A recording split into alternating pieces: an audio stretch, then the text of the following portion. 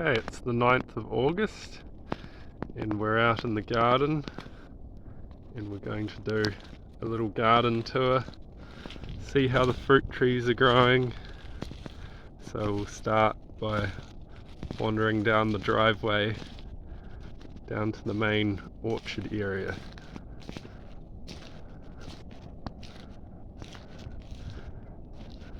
So it's got that early spring feel. Feijoas are starting to do their little growth spurt. Here's are some of the other plants.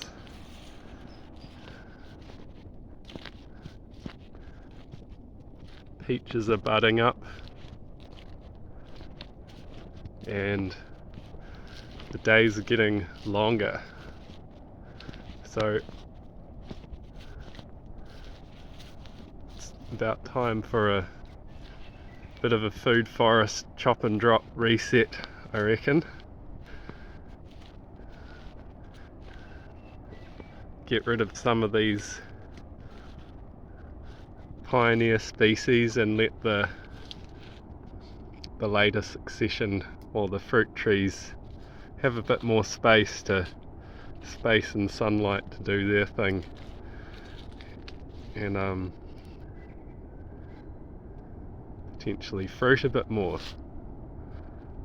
Everything in here, this is an apple tree, one of the first I planted, so it's actually about 7 years old, or 7 years in the ground. Other things in here have been in the ground for as little as 1 year or a few months. We've got pear trees, multiple varieties on each, and still got a few tamarillos hanging on.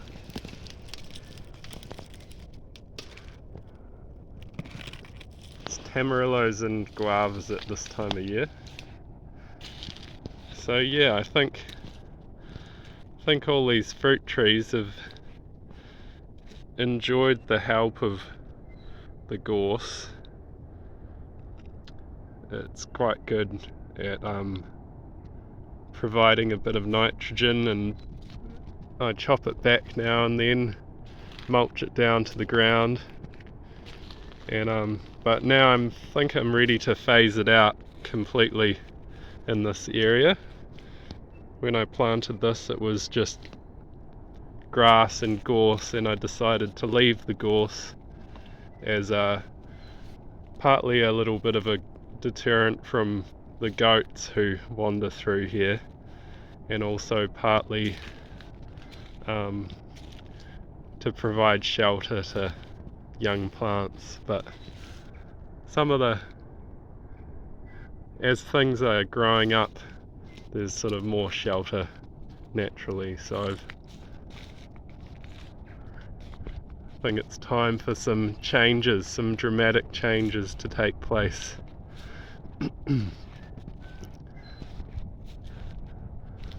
So this is the main sort of orchard area, forest garden, sort of a blend of my own style, syntropic inspirations, but really it's just an orchard, a wild orchard.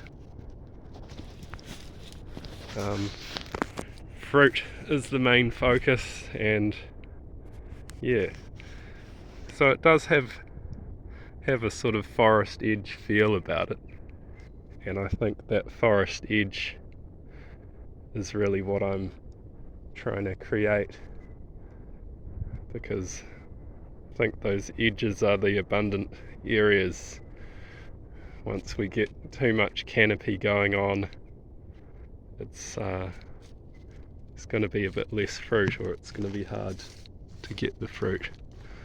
But yeah, the gorse is actually very beautiful, and it's a little bit tricky to work around. Like, you have to use secateurs and things to grab a hold of it, or gloves, but it puts a taproot down a really long way and creates those future pathways for roots that maybe aren't quite as resilient. And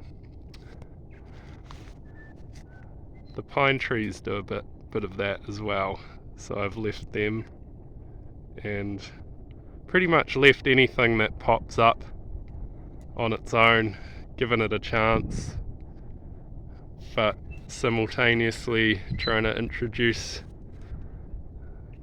other longer term sort of support trees, timber trees, shelter trees that will take over, such as this kowhai.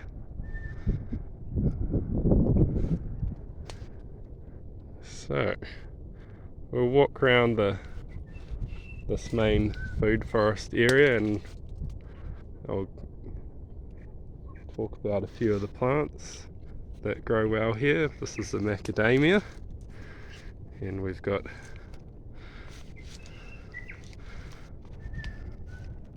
mountain papayas. So yeah, macadamia seems to be doing quite well in this coastal climate, coastal rainforest sort of setting, as does the cherimoya. And citrus are loving it. Oh wow, we've actually got almond flowers.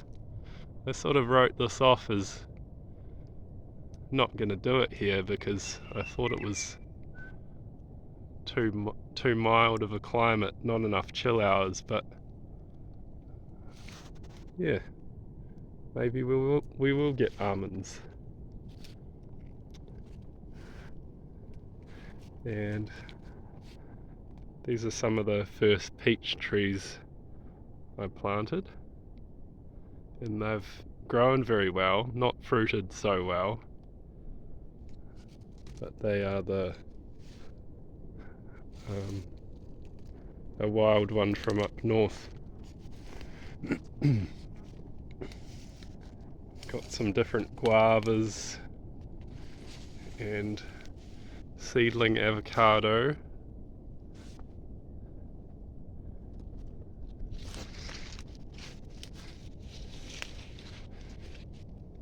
And the guabiyu plant is doing quite well. And then over here these K apples are doing quite well.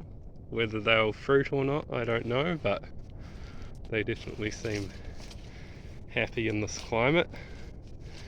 And yeah, I've overplanted with seedlings all over the place, macadamias, and then also I've got some potential timber species, interesting cypresses and things mixed in as well.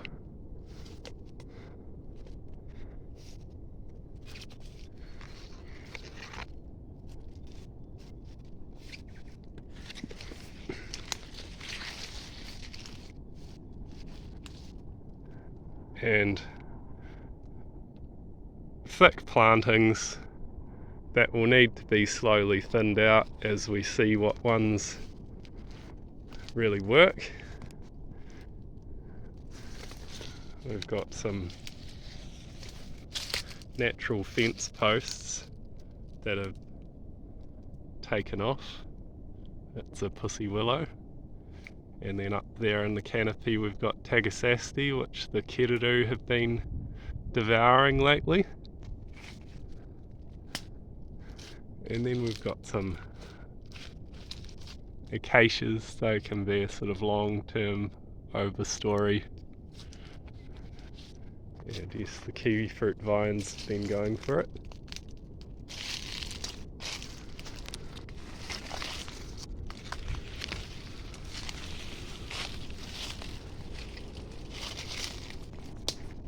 This avocado's a Hass on Duke rootstock. We're hoping to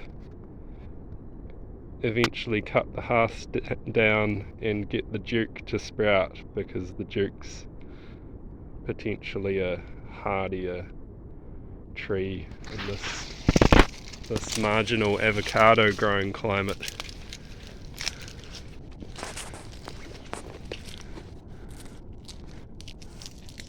This is a bacon avocado.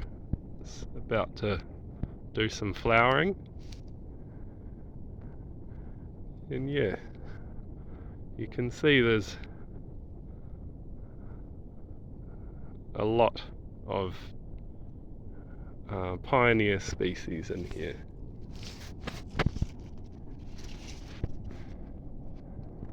Like this one, that's a nice acacia. Loquats have done very well, not fruited yet, but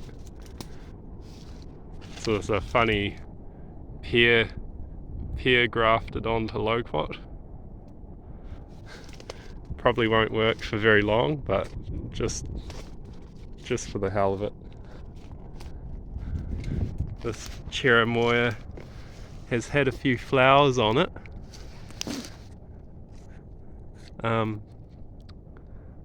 But no fruit yet. It's too small really.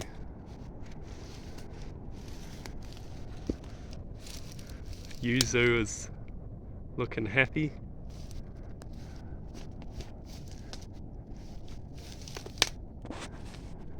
And lime's very happy.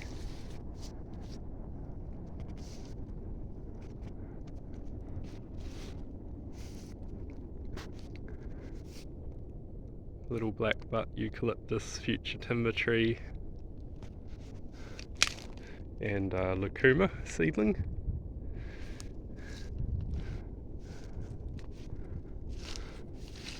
Grafted chestnut. Another blackwood. And the bronze loquat is doing quite well. And lemonade. Lemonade's probably my go-to citrus in this area. And then here's probably our other main pioneer species around here, the tree tutu. It's also got nitrogen fixing properties and a lot of similar sort of abilities to break up soil. And these mamaku are also quite a nice mulch plant. You can chop off a lot of those leaves and they chop up quite nicely and make a good mulch.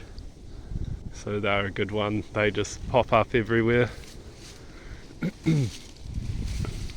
So yeah, the tree tutu grows very fast, and this is going to be one of the things that I chop right back. The tree tutu will come back, whereas the gorse tends to not shoot back from the stumps in this climate. It just sort of rots away. It's a white sapote and a tangle of grapes on a peach, some fibre bananas, and look at that beautiful new growth on the macadamia. Yeah, I think I'm going to try and do quite a dramatic reset in this area for spring, and then I might even allow for a bit of interplanting of annuals in here.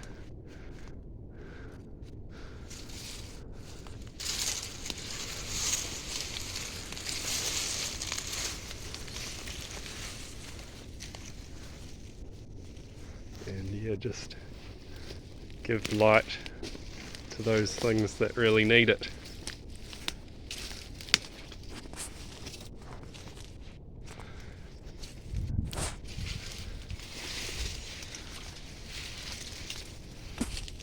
Get things pumping along, get some of those baby fragile plants a bit bit better established. And it's a good time of year to do it because it's not,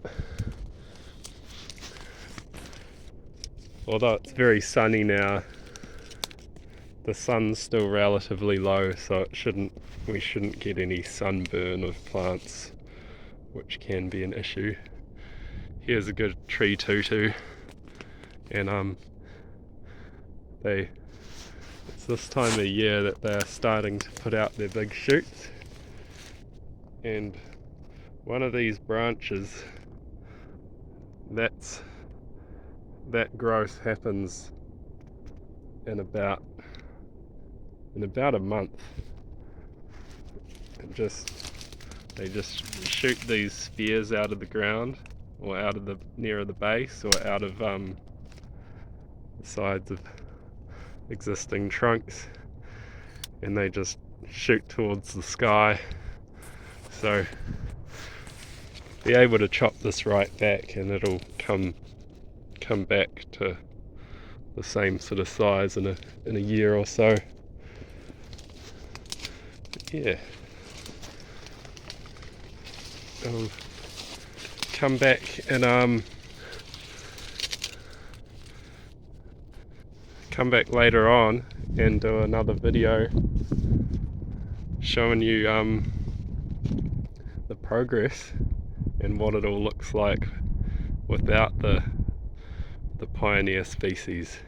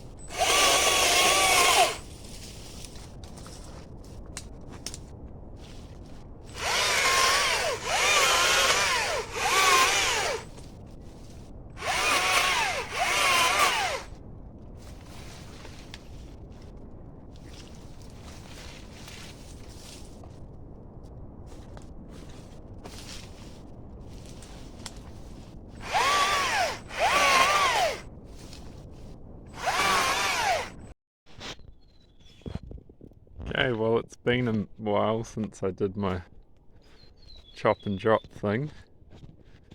Been about 2 weeks, I guess. It's meant to come out later that day, but oh well. And we can see the Feijoa new growth is growing a bit more, and the weather has been sunny probably most of the time, which is partly why we did our chop and drop thing.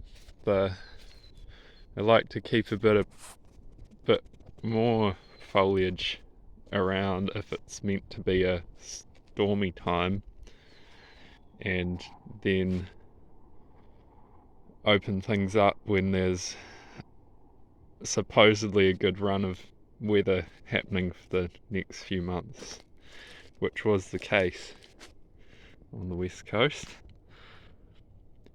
So all these trees are enjoying a bit more space and sunlight. It's been a very, very sunny spell, and pear trees are just starting to, almost about to flower, just budding up here. But yeah, I think everything's enjoying the extra light and extra bit of mulching protection on the ground. Since it's been a bit dry, it's a good thing. Yeah, I think yet again the west coast is the sunniest part of the country.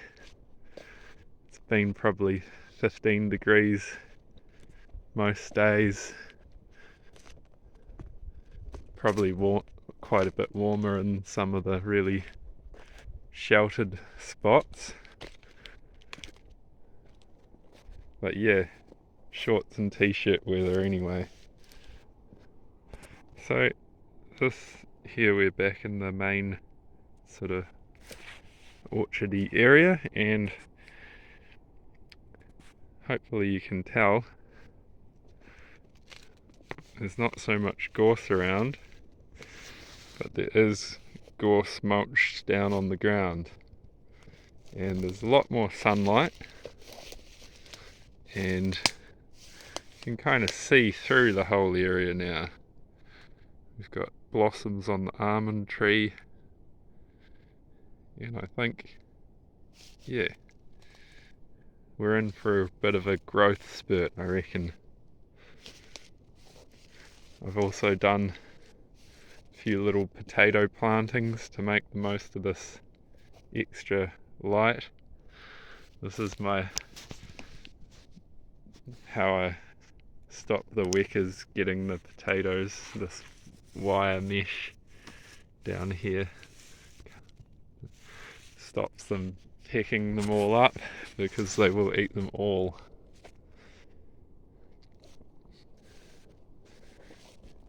So I'll just make this a quick one, but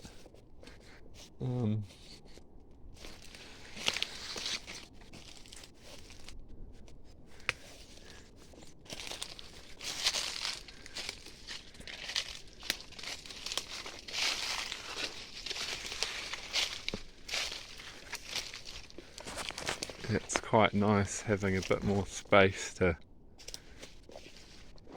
see what's going on.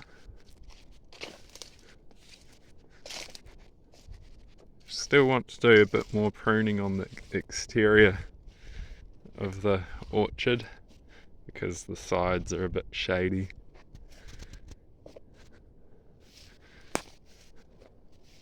We also got a bit of pohutukawa off a job I did, so that's a bit of extra mulch on the ground. This is how the tutu end up looking. I sort of cut off about 3/4 of the foliage and just leave a sort of sparse amount so that there is some wind protection, but probably still only like a 20% canopy or something, and allowing a bit more sunlight in, a bit more warmth in the soil, get things pumping.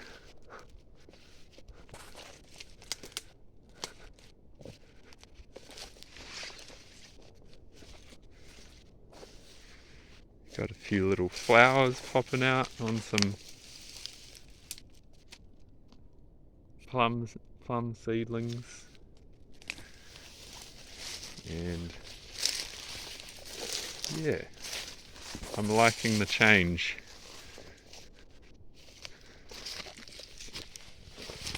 I sort of realise now that there is actually a bit of potential to come in and sneak a few annuals in here and there in some of the sunny spots. But look, this is already, Tutu's already coming away again, and that's part of the idea of doing it in sort of the end of winter. Typically October's one of our wettest, stormiest months, so open it up for that early spring flush of growth, and then let a bit more bushiness happen to protect from the stormy month of October, which is sometimes where we get half our rainfall, it seems like, at this place. It might be a slight exaggeration, but so yeah, it's all looking nice and sunny. Tamarillos are liking it, and yeah, there's potential. New growth flushes, and also encouraging some of those plants that were a little bit behind. Some things that I planted later. It's easier, it's better if you can plant everything sort of at the same time in some ways, but yeah, you just do what you can. Alright, I hope that's been helpful, inspirational. I'm all about gardening with nature, as you can see. It's a beautiful thing.